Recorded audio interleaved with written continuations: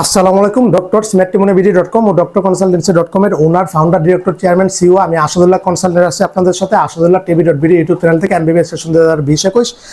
আজকের কন্টেন্টও মোস্ট গুরুত্বপূর্ণ একটা কন্টেন্ট। যারা প্রাইভেট মেডিকেল কলেজে অলরেডি কি প্রথম লিস্টে চান্স পেয়েছো, নাম এসেছে, ভর্তি হয়েছে 1 লক্ষ টাকা দিয়ে প্রাথমিক ভর্তি হয়েছে, তো সুতরাং ওদের জন্য গুরুত্বপূর্ণ বিষয়টা হলো যে তুমি প্রাইভেট মেডিকেল কলেজে তোমার নাম এসেছে, তুমি 1 লক্ষ টাকা দিয়ে ভর্তি হয়েছো, এখন তুমি চাচ্ছ যে ভর্তিটা ক্যান্সেল করার জন্য, বাতিল করার জন্য। দেখো, কিছুক্ষণ আগে আমাকে এক আন্টি কল দিয়েছে, ওনার বাসা সম্ভবত ময়মনসিংহ। ছেলেটা ময়মনসিংহ কমিউনিটি বেসড মেডিকেল কলেজে চান্স পেয়েছে। ফোন দিয়ে বললো যে ছেলে কোনোভাবেই মেডিকেলে পড়বে না, মাইগ্রেশন আবেদন করেছে, পড়বে না, মানে ভর্তিটা ক্যান্সেল করা যাবে কিনা। দেখো, যে নীতিমালা বিজ্ঞপ্তি অনুসারে কেউ যদি মেডিকেলে প্রাইভেট মেডিকেলে ভর্তি হয়ে থাকে, প্রাইভেট অথবা সরকারি যা হোক না কেন, ভর্তি হওয়ার পরে ভর্তিটা ক্যান্সেল করতে পারবে। প্রিন্সিপাল বড় অ্যাপ্লিকেশন করে, বুঝতে পারছো, প্রিন্সিপাল বড় অ্যাপ্লিকেশন আবেদন করে ভর্তিটা ক্যান্সেল করতে পারবে। কাগজপত্রগুলি সুন্দরভাবে ফেরত দিয়ে দিবে, কিন্তু টাকার লেনদেনটা কলেজের সাথে বুঝবে। বিষয়টা হলো 1 লক্ষ টাকা দিচ্ছে, কলেজ টাকা জীবনও ফেরত দিবে না, বরং তোমার কাছ থেকে যে আরো মেডিকেলের যত টাকা পাবে ওইটা আরো আদায় করার ট্রাই করবে ওরা। যাক, ওইটা করবে না, কিন্তু 1 লক্ষ টাকা ফেরত দিবে না, এটা শিওর থাকো, বুঝতে পারছো, 100%। এখন ধরো যে অনেকেই ভর্তি হয়েছে, ভর্তি ক্যান্সেল করতে চাচ্ছ, অথবা অনেকেই ভর্তি 1 লক্ষ টাকা দেওয়ার পরও ওই যে টাকা 12 লক্ষ টাকা, এখন তো আরো 11 লক্ষ টাকা দিতে হবে জমা, 11,74,000 টাকা, 60% 12,74,000 টাকা দেওয়া লাগে, অনেকের পক্ষে সম্ভব হবে না, তখন ভর্তিটা ক্যান্সেল করে ফেলবে। অথবা অনেকে ফার্স্ট টাইমার, ও ভর্তি হওয়ার পরে না আবার সেকেন্ড টাইম দিবে, আগ্রহ, ভর্তি হবে না, ক্যান্সেল করা যায় কিভাবে? ক্যান্সেল করতে পারবা, কোনো সমস্যা নাই। তুমি ভর্তি ক্যান্সেল করে তোমার যে মেন যে ডকুমেন্টগুলি ওইগুলি তোমাকে দিবে, তাছাড়া দিবে না। এখন বিষয়টা হলো যে আমি আজকে যে কন্টেন্টটা দিব, এটা দ্বারা অনেকের লাখো কোটি টাকা সেভ হয়ে যাবে। তোমার টাকা তোমার কাছে ফিরে আসবে ফ্রিতে।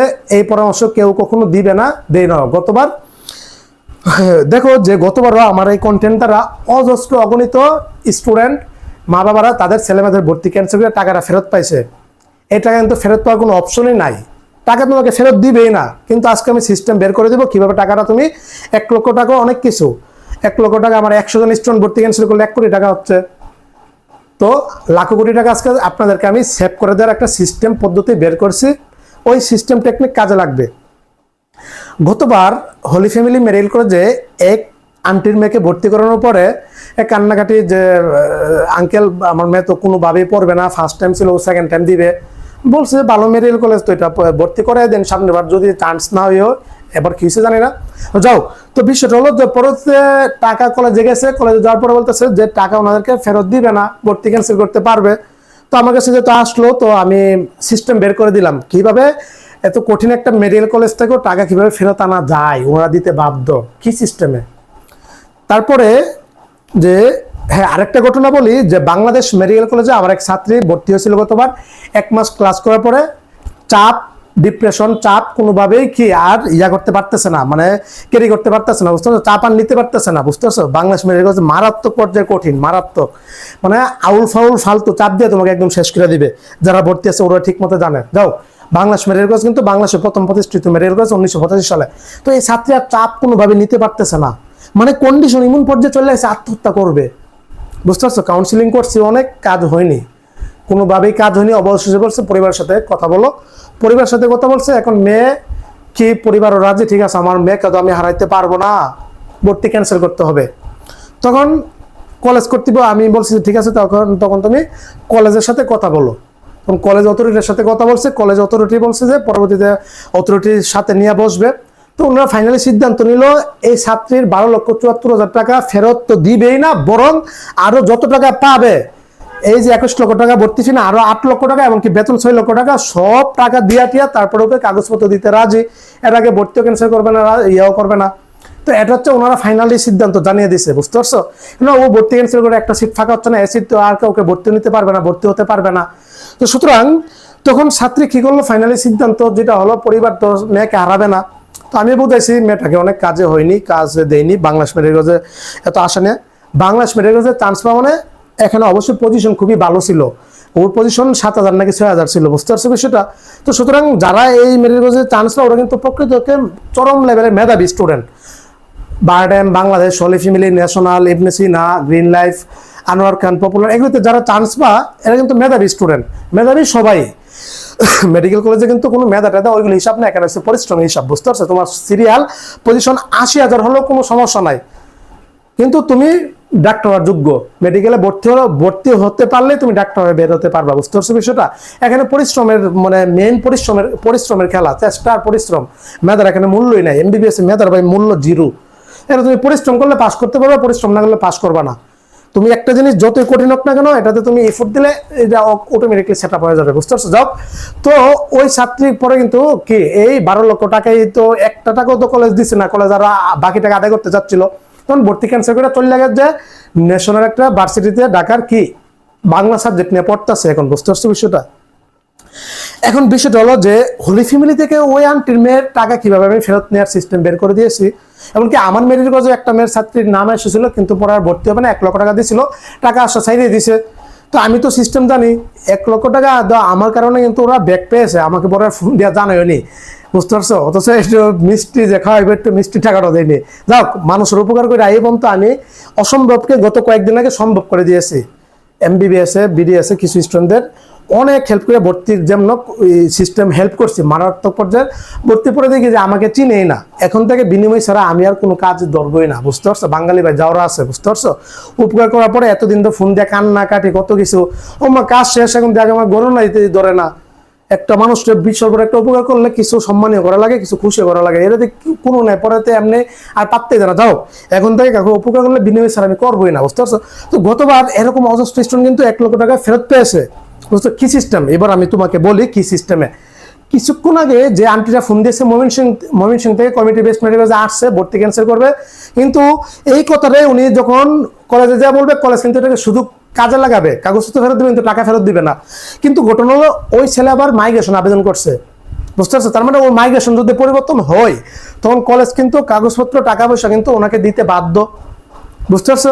তখন দিলে যে কলেজ আসবে নাম, ওই কলেজে তুমি ভর্তি না হলে তুমি টাকা ফেরত পেয়ে যাচ্ছ, কাগজ ফেরত পেয়ে যাচ্ছ। এটা যদি তোমার মাইগ্রেশন পরিবর্তন হয়, তখন তুমি টাকা কাগজ ফেরত পেয়ে যাচ্ছ, তখন তুমি ওই কলেজে আর ভর্তি না হলে তো এখানে মামলা ডিসমিস, শেষ।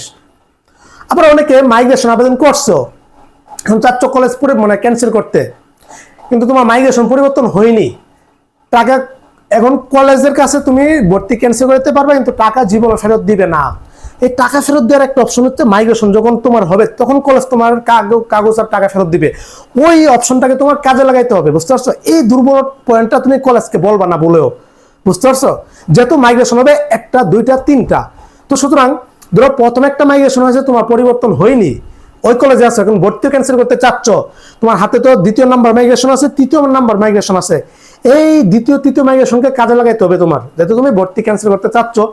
তো তখন আবার মাইগ্রেশনটা অ্যাক্টিভ করে মাইগ্রেশন আবেদন করবা এমন কলেজে দিবা যে কলেজে তোমার 100% নাম আসবে, মাইগ্রেশন হয়ে যাবে। বুঝতে পারছো বিষয়টা? তখন মাইগ্রেশন হলেই তখন কলেজ তোমাকে টাকা ফেরত দিয়ে দিবে, কাগজও ফেরত দিয়ে দিবে। তখন তোমাকে বলতে পারে, তখন তোমাকে কলেজের ডাইকা নিয়ে সবকিছু বুঝে দিয়ে দিবে। আর যদি মাইগ্রেশন পরিবর্তন না হয়, বুঝতে পারছো, অথবা তুমিও জানো না যে মাইগ্রেশন, আরে মাথাটা একটু মানে ইয়া করলেই তুমি কাজে লাগাইলে ঘটনাটা বুঝতে পারতেছো। বুঝতে পারছো? অনেকে সহজ সরল কিছু বুঝো না, যে ভর্তি ক্যান্সেল করে ফেলবে। আরে ভর্তি ক্যান্সেল করলে কলেজের টাকা কাগজ ফেরত দিবে, কিন্তু টাকা ফেরত দিবে না। কিন্তু আপনি ভর্তি ক্যান্সেল না করে আপনি মনের মধ্যে রাখেন মাইগ্রেশন অপশন আছে, ওই মাইগ্রেশনটাকে কাজে লাগান। বুঝতে পারছেন? ভর্তি তো ক্যান্সেল হবে, ওই আপনার যখন মাইগ্রেশন হলে তখন ভর্তি না হলে আপনার ভর্তি অটোমেটিকলি ক্যান্সেল। বুঝতে পারছেন? এই বিষয়টা অনেকেই বোঝে না। অনেক যেমন ওই গত 31 তারিখে এক ক্যাম্পাসে এক আন্টির সাথে আমার দেখা হয়েছে, ঢাকার একটা ভালো মেডিকেল কলেজে নাম আসছে, বলতেছে মেয়েকে পড়াবে, মানে ভালো কলেজে চান্স পেয়েছে। বুঝতে পারছে? আমাদের ওই শিকদার উমেন্স মেডিকেল কলেজে। তো বলতেছে এখন মেয়েকে পড়াবে না, বিদেশ পাঠাবে। আমি বলছি কিয়ামত হলো, আপনি বিদেশে পাঠাবে না। বাংলাদেশ এমবিবিএস যে পরিমাণ ডিমান্ড, এমনকি যে পরিমাণ সেরা, বিদেশ এমবিবিএস এর ভ্যালুই নাই। বুঝতে পারছো বিষয়টা? ওইটা অন্য কারিকুলাম, বাংলাদেশ একটা ব্রিটিশ কারিকুলাম, সেরা একটা এমবিবিএস। বুঝতে পারছো? বিদেশ থেকে আরো বাংলাদেশ এসে এমবিবিএস পরে, আর উনি চাচ্ছে যে ওই পারিবারিক কারণ নাকি ওই বিভিন্ন ইয়ে থেকে এমবিবিএস, ওইটা এমবিবিএস এর পরে ডিগ্রি নেওয়ার জন্য আপনি বিদেশ যান। ওই আন্টি বলতেছে যে আমি এখন 1 লক্ষ টাকা দিয়ে ভর্তি করালাম, পরে কি এটা আমি ক্যান্সেল করতে পারবো?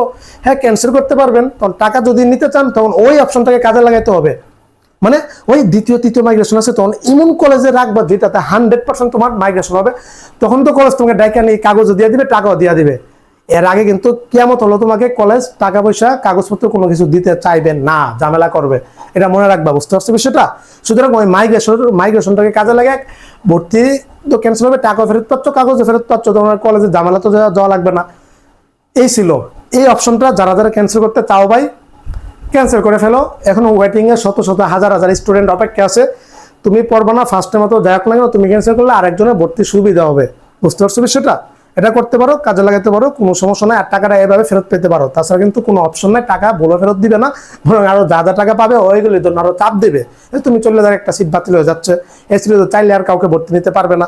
তো এই ছিল, সবাই ভালো থাকো, সুস্থ থাকো, সবার জন্য অনেক অনেক শুভকামনা রইল। আসসালামু আলাইকুম ওয়া রাহমাতুল্লাহি ওয়া বারাকাতুহু।